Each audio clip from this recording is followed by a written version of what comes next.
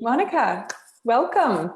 Hello. Hello, all the way from beautiful Ibiza.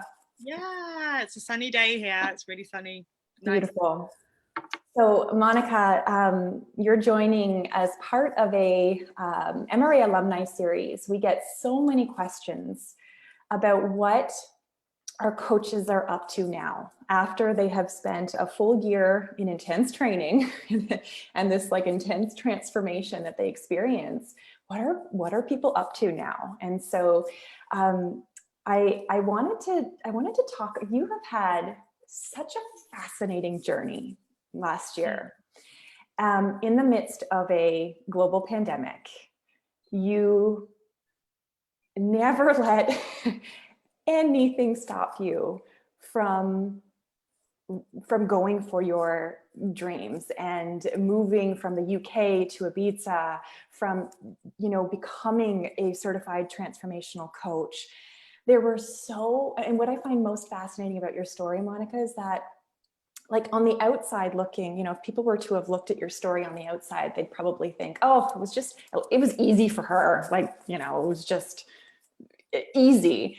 But being so intimately connected to your journey last year as we were in training and our cohort knew and witnessed all of the struggle and all of the contractions and all of the the stop signs you got along the way and all of the hurdles you overcame to make your dreams come true. And now here you are in your dream life, in your vision.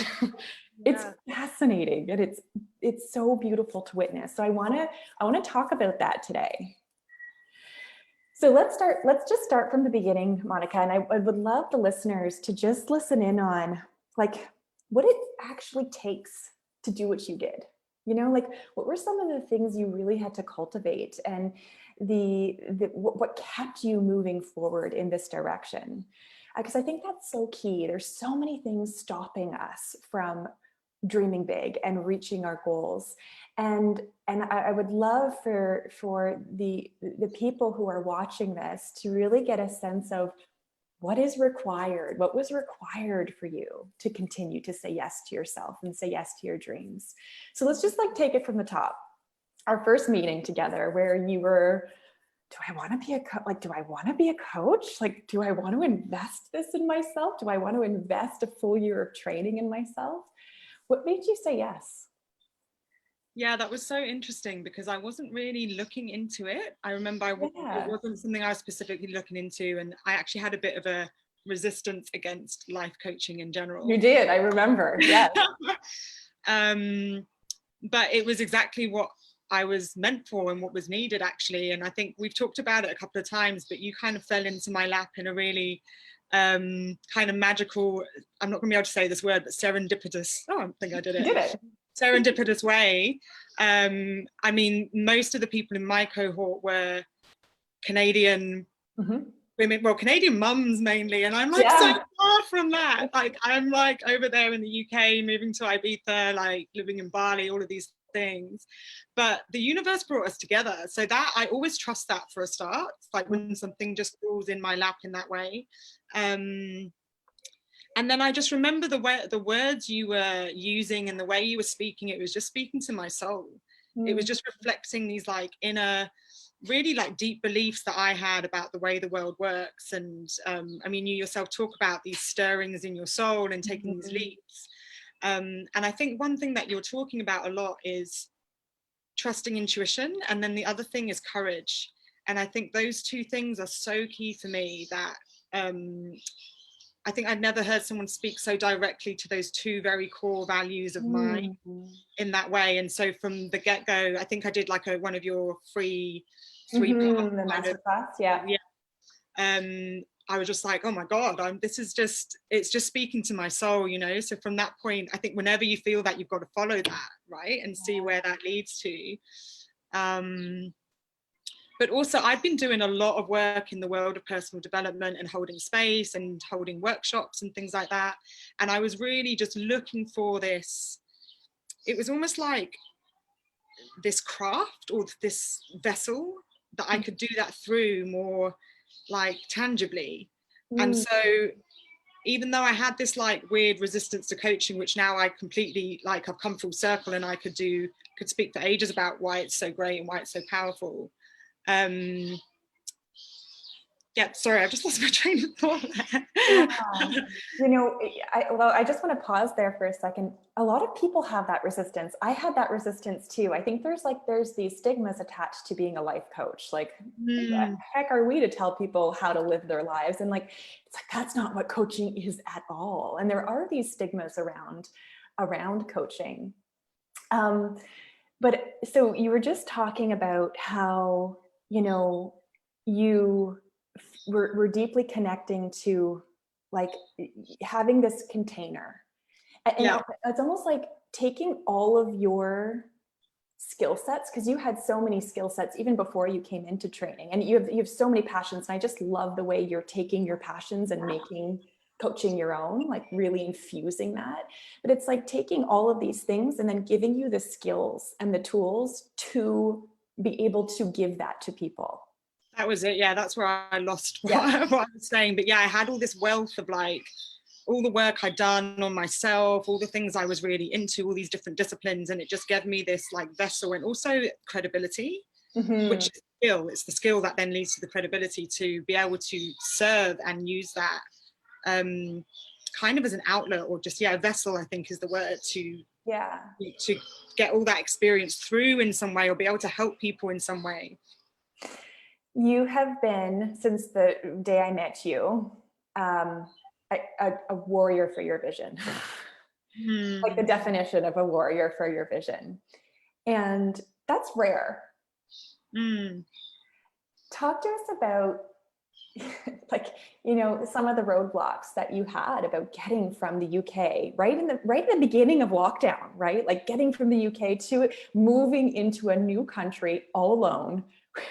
Did you, I can't even remember if you had a place when you moved there. Like there were so many things happening for you. Talk to us about that, and what kept you going? What made you not turn back around and run back home? Yeah, I guess I've always had like a vision, and I really believe in it because it comes from some very deep place within me, and I can kind of like see it and feel it before it's there. And I think it's that knowing that keeps me going. Like I just know that that's what's meant for me. So whatever comes in, I guess it's also knowing that things don't land really easily. I know sometimes people say things like, oh, you're really lucky, like to me or to various people when they've achieved things. And it's not luck. I mean, you make these things happen. You do make these things happen. So I've always kind of believed that. And I do believe I really believe in going for your dreams. It's something I've always been that way. I think it stems from my brother passed away when I was really young. And I think it just really, from a really young age, made me see that life is so short and it's such a gift that we have it. And so my way of like almost serving him or serving this amazing gift is to make the most of it. And the way to do that is to follow these things. Your vision's what really excites you and makes you feel like so alive. And so for me, like living life fully is following that and doing whatever it takes to get to that place. Wow, that's beautiful. Tell us what you're up to now. What is what does a day in the life of Monika look like now? Here you are in your dream environment on this beautiful island, coaching full-time. This is what you do. This is how you make your money. This is it. Like what a total shift. Yeah. What does it look like? Tell us what your life looks like. There are moments where I'm like, I do pinch myself and think, God, I'm actually living this. But like, as you said, there was a lot of trials and tribulations to get there. There's definitely, like, my God, there was a lot. And I know you were there through some of them. But yeah, now, I mean, one of the reasons I moved here for a few reasons, but one is the connection to nature. It's a small island. So I love the sea. I've got water throughout my kind of astrology chart. So I go in the sea every day, even in winter. It's winter right now, and I think it's like 18 degrees today. So that connection to nature is just, that's so great for me. And then I have a kind of, you know, I manage my time how I want because I'm working as a coach, which is something I've always wanted. And the other really big part of my vision that's kind of come to fruition here is being in a like-minded community. Yeah. So there were times in my life not so long ago where I really felt like a fish out of water. Like I had friends, but we weren't doing the things that really lit my soul up. And here there really is like a conscious community of people. Like most of my friends are women who are coaches too, and just having that kind of constant inspiration and support we have for each other is yeah, it's so beautiful, and I'm really grateful for it. So life is pretty good. I mean, we're in a lockdown. Yeah, right. Like everywhere else, you know, Right. almost everyth's shut, but it's still there's not like, if I'm going to be locked away on an island, this is the one This is the place to be, for right? me. Yeah. Yeah. And you have done some you're doing some really unique things. What I love about what you're doing is that you do have all sorts of other passions outside of like the traditional skills of coaching, right? And you have really infused and married and created this, your own thing, like you kind of married all of these passions that you have and really kind of founded it in coaching. Can you talk a little bit about what that looks like and how you did that? Yeah, well, thank you for saying that. I think I'm still in the process of doing it. Yeah. But yeah, I mean, I did a yoga teacher training a while ago. I was super into health and nutrition. I studied nutrition for a year. I then got into Ayurveda, and then meditation and mindfulness, and then Tantra is an area that I'm super interested in, and kind of exploring embodiment and sexuality and things like that. So I feel like life's a bit like you go along and you pick up tools, and then you just keep adding them to your toolbox. And then maybe coaching, or I almost think I'm going to progress into something that's coaching and something else as well. But it's like the box where all these tools live, and then you can just like bring out the different ones. So a few things I do, like I'd always start a session with a meditation, and I know you do too, but I think that's something that my client, I've got great feedback on the way that I do that, and obviously like I studied that, so I can do that really well. And then in terms of like embodiment, I love music, so I'll often like do workshops where there's music or some movement in it, so I bring that in. So yeah, it all kind of feeds through, and I think these things are also attracting the right clients to me. So I'm getting clients that might be super interested in exploring their sexuality or exploring the inner goddess and things like that. So it just draws in like the soulmate clients as well, and it means we can go into something more specific and go a bit deeper.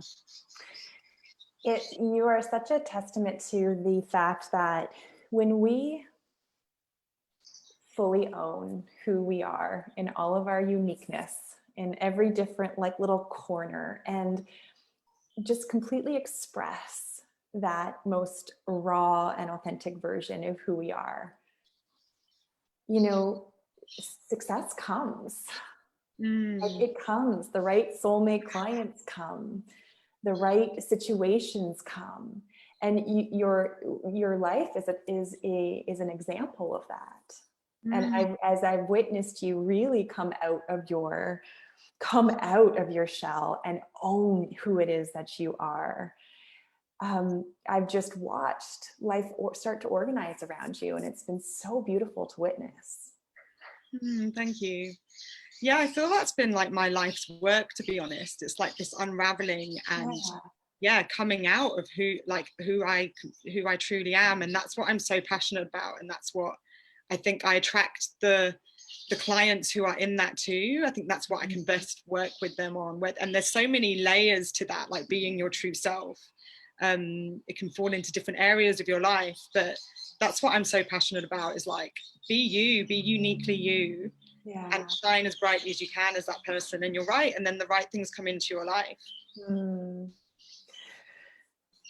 All right, Monika, any words? There are people who are watching this who perhaps have the yearning to become a coach, and perhaps have the yearning to serve, and maybe it doesn't look exactly like the way you're serving or moving to Ibiza, but feel the yearning inside.